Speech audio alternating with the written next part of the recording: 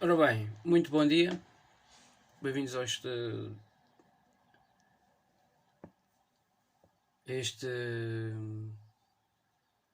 a mais um fim de semana, não é?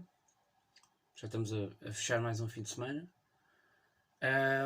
E este foi um fim de semana importante, o último fim de semana do mês de fevereiro, e que nos trouxe um clássico importante no campeonato. Vamos aqui fazer o rescaldo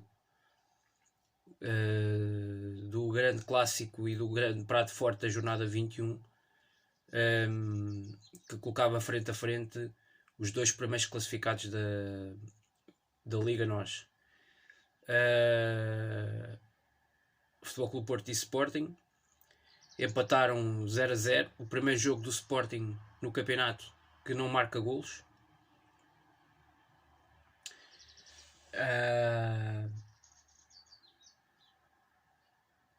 E desde que me lembro, talvez o primeiro jogo esta temporada que o Sporting não tem um remate enquadrado na baliza do adversário.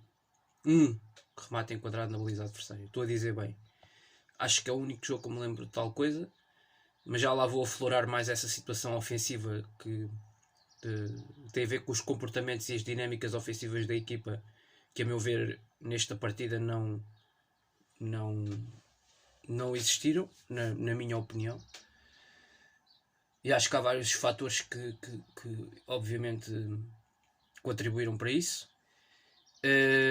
O Sporting, que entrou nesta partida com o Adan na baliza, depois o quinteto defensivo que tem sido habitual e que tem sido já um quinteto defensivo padrão nestes últimos jogos desta fase da temporada, sobretudo desta transição da primeira para a segunda volta, com o Porro e o Nuno Mendes nas laterais, e o trio de centrais composto por Gonçalo Inácio, Coates e Fedal.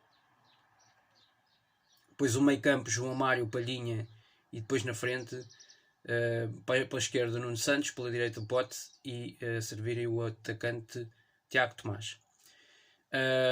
Perante a ausência, do habitual titular, pelo menos desde que chegou, o Paulinho.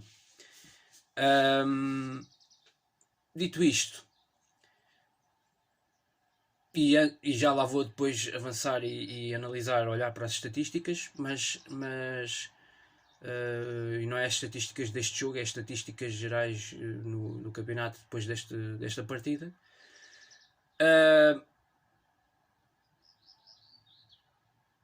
Adiante, passando à frente, portanto, acho que o jogo, para já devo dizer que começo já aqui com uma nota introdutória. Na minha opinião, a arbitragem deste jogo não teve influência absolutamente nenhuma no resultado deste clássico. Foi uma arbitragem que me parece a mim teve bastante serena. A meu ver, acho que pecou um pouco no critério disciplinar. Acho que houve jogadores de Futebol Clube Porto que poderiam ter visto mais cartões amarelos em determinados lances. Eu acho que em outros lances o árbitro foi um tanto ou quanto condescendente, mas no geral penso que este resultado não sucede por causa de uma arbitragem que tenha sido má na gestão do jogo ao longo dos 90 minutos.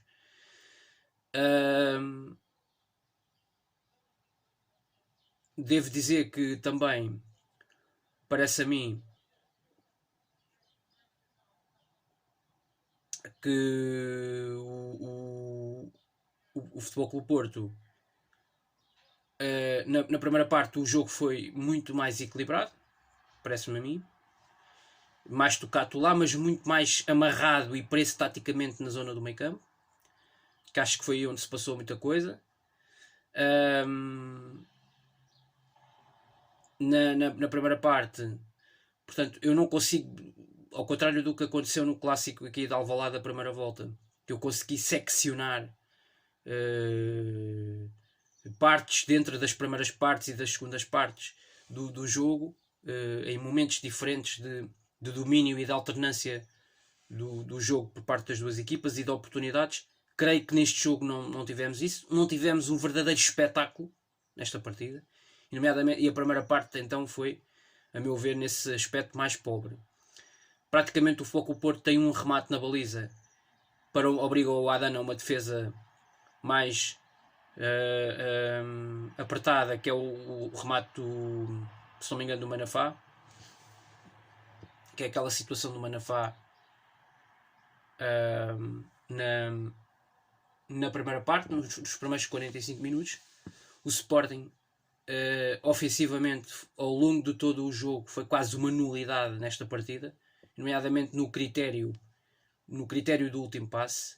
A equipa esteve sempre muito bem posicionada e a controlar os vários momentos do jogo, no meio campo e na defesa.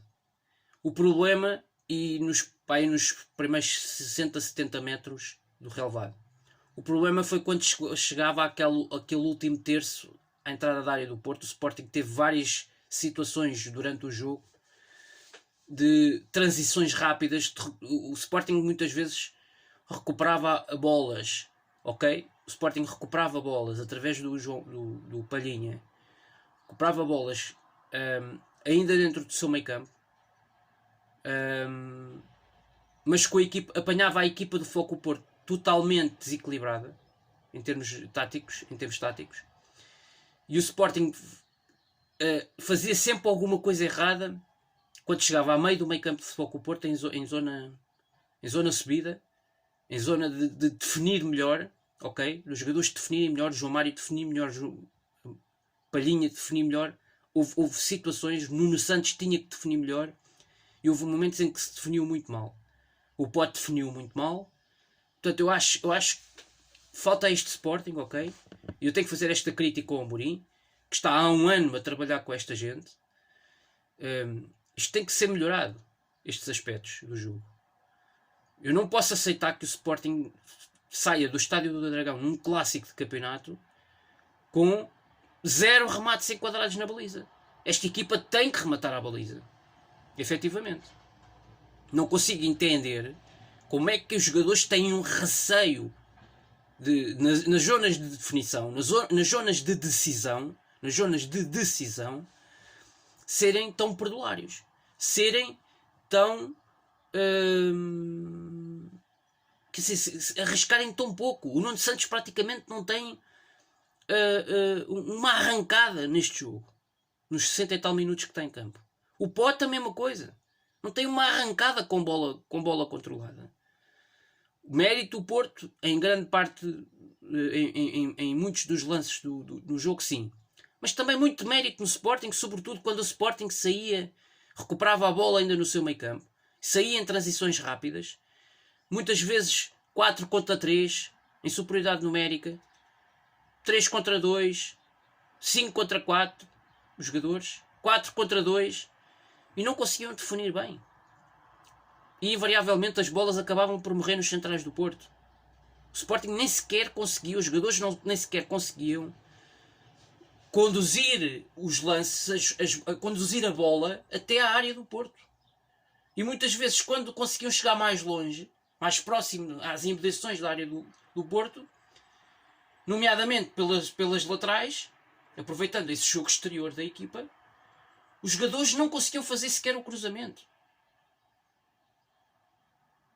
Portanto, houve uma boa jogada, se não me engano foi na segunda parte, o Nuno Mendes cruza muito mal, que é uma excelente jogada, uma excelente variação da direita para a esquerda, para o meio. Uma excelente ligação entre o Porro, se não me engano, o João Mário e o Palhinha, e depois a bola é colocada na esquerda no Nuno Mendes, e depois o Nuno Mendes, outro lance, o Nuno Mendes cruza mal. O cruzamento tem que ser com qualidade. Num jogo deste nível, o cruzamento tem que ser com qualidade. Ok? Pá, há ali situações, há momentos de jogo, o cruzamento não sai com qualidade, com categoria. Parece que os jogadores estavam ansiosos, estavam nervosos. Os jogadores de Sporting, em zonas de definição, em zonas avançadas do terreno, parecia que estavam mais ansiosos que os jogadores do Porto. Não é? Quando na realidade o Foco Porto é que estava muito mais pressionado neste jogo do que o Sporting.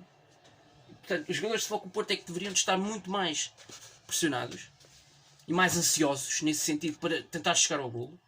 E havia jogadores de Futebol Clube do Porto que tinham muito mais classe e que eram muito mais objetivos nas zonas de finalização do que os do Sporting. Ok, eu continuo a achar o Tiago Tomás é um jogador muito batalhador, mas falta-lhe ali muita coisa. O Tiago Tomás claramente nota-se que é um avançado que lhe falta de tarimba, falta de experiência, falta-lhe o seu processo de crescimento. Ele adquirir o seu processo de crescimento a um outro nível, na minha opinião. Pá, este jogo foi por mais evidente. Há momentos que este jogo pedia, há momentos do jogo que é preciso mais do que apenas a velocidade.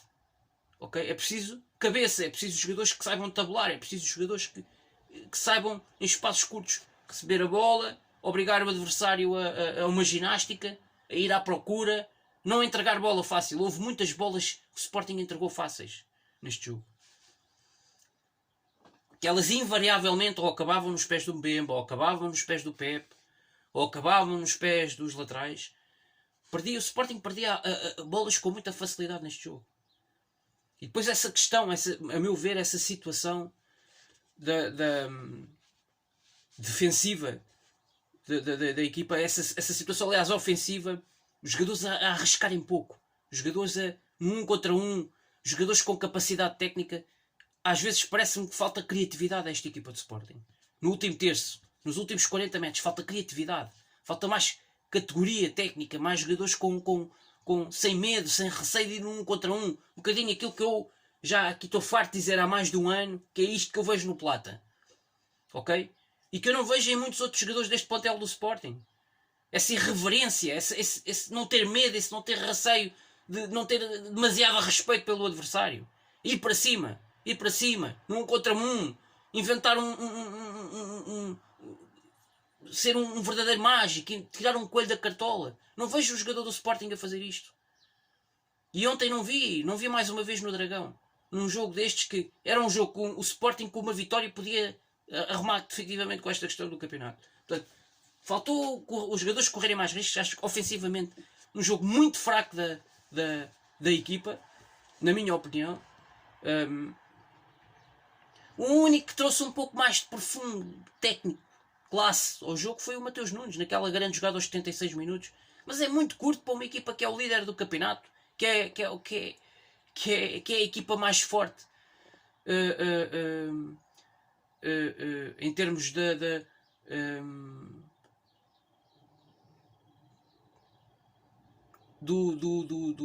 da relação do binómio performance e resultados. Performance e resultado. E portanto, no geral, gostei muito da equipa do ponto de vista defensivo, a organização defensiva, o processo defensivo, quer coletivo, quer individual, mais específico, mais característico,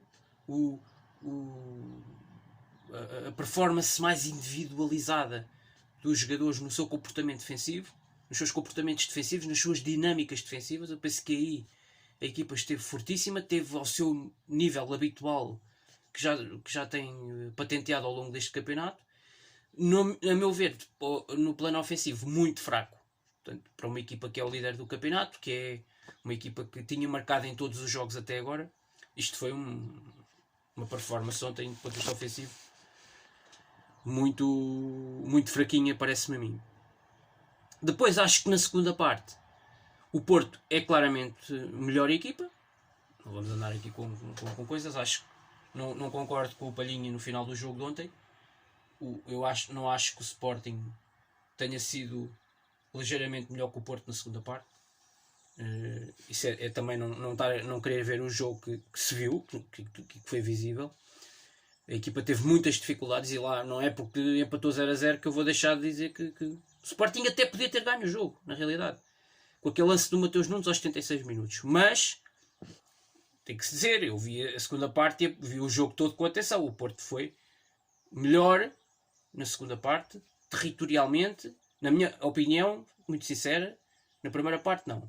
Agora, eu também posso aqui alegar. O Futebol Clube do Porto é que estava obrigado a ganhar este jogo. E isto eu não estou a dizer nenhuma mentira. O Futebol Clube do Porto era quem tinha que assumir as despesas de jogo e tinha que ir à procura de fazer o resultado. Porque, na realidade, quem precisava da vitória nesta partida? Quem tem andado a esbanjar pontos ao longo deste campeonato aqui e acolhi, e quem já esbanjou uma data deles, nomeadamente em casa, é o Futebol Clube do Porto. E, portanto, o Futebol Clube do Porto tinha esta obrigação, ok? Clara, até porque o Futebol Clube do Porto ainda não tinha ganho um dos rivais diretos neste campeonato. Era o Futebol que o Porto tinha a obrigação de ganhar. Não era o Sporting. E, portanto, o Sporting chegou ao Estádio do Dragão sentado numa almofada de 10 pontos. Ok. Sentado numa almofada de 10 pontos. E quem tinha mais a mostrar e quem tinha que trabalhar mais neste jogo era o Futebol Clube do Porto. E o Futebol Clube do Porto pecou imenso na zona da finalização. O Taremi falhou 2 bolas ontem.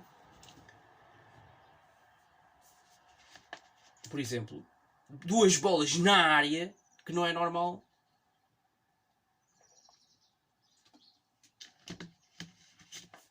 Um avançado como o Taremi desperdiçar, por exemplo, 2 chances daquelas. Aquela primeira então, a do Corona, que lhe faz da papinha praticamente toda, é inacreditável. E portanto, depois obviamente que há aquela bola do Mateus Nunes do Sporting no fim do jogo e que podia até ter permitido à equipa do Sporting vencer esta partida. Mas parece-me que pelo que aconteceu no filme geral, no cômputo geral da segunda parte, parece-me a mim que esse resultado também não se ajustava àquilo que tinha acontecido no jogo, na realidade. Porque o Porto teve mais oportunidades, teve 3, 4 situações muito boas, flagrantes para poder marcar, não foi eficaz.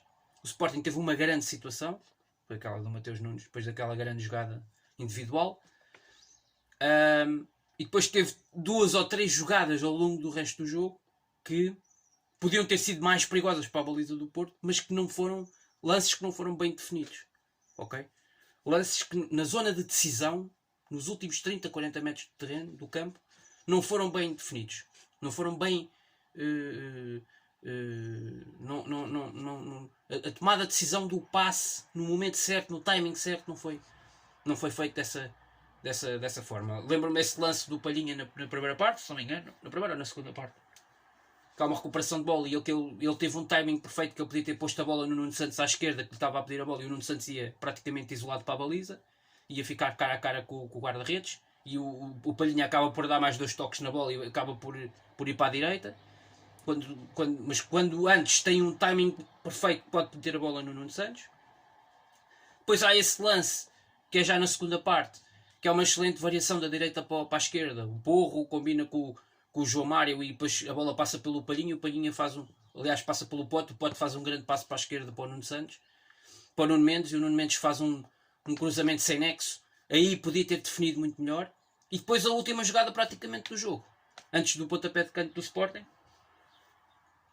que é uma saída novamente em transição rápida. O Mateus Nunes faz um excelente passe, sai do meio de 2 jogadores do Futebol Clube do Porto, recupera a bola à entrada da área do Sporting, vai por ali fora, passa por 2 ou 3, mete um grande passe a puxar, um passe puxado para a esquerda, para junto à linha lateral, onde vai apanhar o Giovane. O Giovane pode ir para cima de um Mbemba, claramente, e pode aproveitar o maior desgaste do Mbemba naquela fase final do jogo. Podia ter ido num contra um e podia ter desequilibrado ali, e podia ter ficado na cara do guarda-redes do Porto, ou podia ter rematado quando veio da esquerda para dentro, não é? Em vez de fazer aquele passe para a esquerda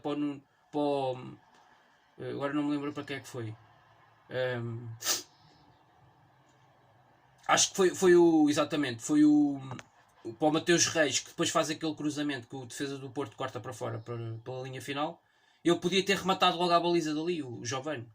Portanto, houve situações, o Sporting podia ter definido muito melhor nesse aspecto.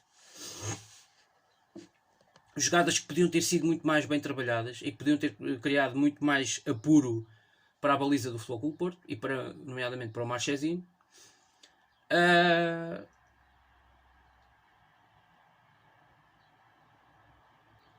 Agora, eu devo dizer que, no geral, o Porto teve de facto essas 3, 4 situações. sobretudo duas claríssimas flagrantes foram aquelas duas do Taremi, a meu ver. Bolas claras dentro da área iminentes. Há aqueles remates cruzados também, um do Zaidu, outro na primeira parte do Manafá. Mas o Futebol Porto pouco mais também criou. E o Futebol Porto precisava de criar mais. Às tantas, nos últimos 15, 20 minutos, o treinador do Futebol Porto, com as substituições que promoveu na equipa, eu penso que desequilibrou a equipa no meio campo e deu muito mais espaço ao Sporting. E aí, nesses espaços que o Sporting teve nos últimos 10 minutos, teve duas situações em que podia ter esticado melhor o jogo, podia ter definido melhor em zonas de finalização e podia ter sido muito mais feliz. Lembro-me aquela jogada na direita, que é um excelente cruzamento do João Mário para aliás, do Porro para o João Mário, que podia ter definido muito melhor dentro da área. Depois há essa bola esticada do Mateus Nunes no Giovane, que podia ter definido melhor também, nesse lance em que ele já só ia contra os dois centrais do Porto. A equipa do Porto estava toda balanceada para a frente. O Sporting em contra-ataque podia ter sido mais letal. E esse lance aos 76 minutos do Mateus Nunes, que é a única grande oportunidade de gol do jogo de gol no jogo do Sporting. Agora, devo dizer que no geral também eu acaba por se aceitar este empate neste clássico, porque o Porto não foi eficaz e porque o Sporting defensivamente mais uma vez esteve a um nível brutal, um nível tremendo, altíssimo. Os seus jogadores sempre uma concentração competitiva tremenda. Palhinha fortíssimo, Coates mais um jogo imperial a liderar o setor defensivo da equipa, o setor mais recuado, e portanto o resultado acaba por ser justo e acaba por premiar uma equipa que teve essencialmente um processo defensivo coletivo, mais uma vez absolutamente inesgotável, absolutamente tremendo, fantástico, comportamentos e dinâmicas defensivas que esta equipa tem trabalhado e tem evoluído nesse aspecto ao longo da época, e não é por acaso que sofre tão poucos golos como esta equipa de Sporting sofre. Tirando aquele jogo disparatado do início da época da Liga Europa com o Lask Linz e Alvalade, que foi um jogo absolutamente incomum e irrepetível, uma coisa daquelas, esse disparate desses 4 golos sofridos no jogo, o Sporting nunca mais sofreu tal coisa, né? tal aberração, que foi realmente uma aberração. E portanto a equipa do Sporting, no fundo, o que me apraz dizer neste clássico, e hoje vou ser aqui mais sucinto, foi o Sporting em termos agora vamos olhar para as estatísticas, e eu devo dizer que o Sporting na realidade deu aqui um checkmate neste campeonato. Portanto, com este empate no Dragão, o Sporting chegava a este jogo em cima de uma almofada de 10 pontos, muitíssimo confortável, e tinha aqui duas hipóteses: ou ganhava ou empatava. Derrota era o único cenário que, a meu ver, colocava ainda em xeque esta equipa de Ruben Amorim. Não empatando, não perdendo, aliás, essencialmente não perdendo, o Sporting fica com as portas escancaradas para o título, até porque este jogo no Estádio do Dragão, na minha opinião, e por aquilo que estão a jogar Benfica e Sporting Clube Braga, era o grande teste do Sporting fora de casa no campeonato. Vou ser muito sincero. Era o grande teste que o Sporting tinha nesta segunda volta fora de casa, para ser ainda mais específico. E portanto, passado este teste, e até porque o jogo com o Benfica na Luz é só na penúltima jornada, ou seja, na 33ª jornada do campeonato, creio que o Sporting tem tudo para ser campeão, tem as portas todas abertas e abriu mais um bocadinho com este resultado do Dragão, com este empate, que claramente, quer dizer, para o Sporting soube muito mais a vitória do que qualquer outra coisa, e no fundo o Sporting ganhou 2 pontos em 6 ao Futebol Clube Porto, neste campeonato à parte das equipes, dos jogos dos adversários diretos na luta pelo título, e portanto está absolutamente lançado para ser campeão. Mantém-se com uma melhor defesa do campeonato, 10 golos sofridos, e reparem, na segunda volta só sofreu um golo em Barcelos com o Gil Vicente. De resto, 4 jogos um gol sofrido. Portanto, até nesse particular é a melhor equipa da segunda volta. E defensivamente eu não me canso de o referir e não me canso de elogiar o comportamento defensivo desta equipa este ano.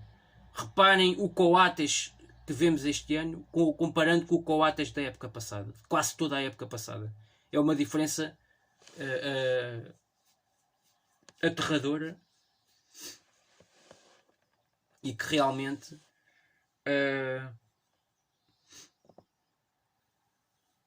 este sistema tático do Ruben Amorim claramente veio beneficiar e de que maneira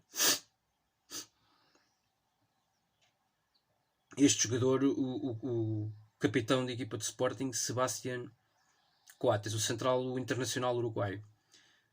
Bem, dito isto, não vou alongar mais. Trouxe-vos aqui as estatísticas. Não acredito, e disse que acabei dizendo que não acredito que o Sporting desperdice esta oportunidade para ser campeão 19 anos depois. É verdade, é muitos anos a sofrer e é muitos anos sem conseguir discutir estes títulos com os rivais diretos.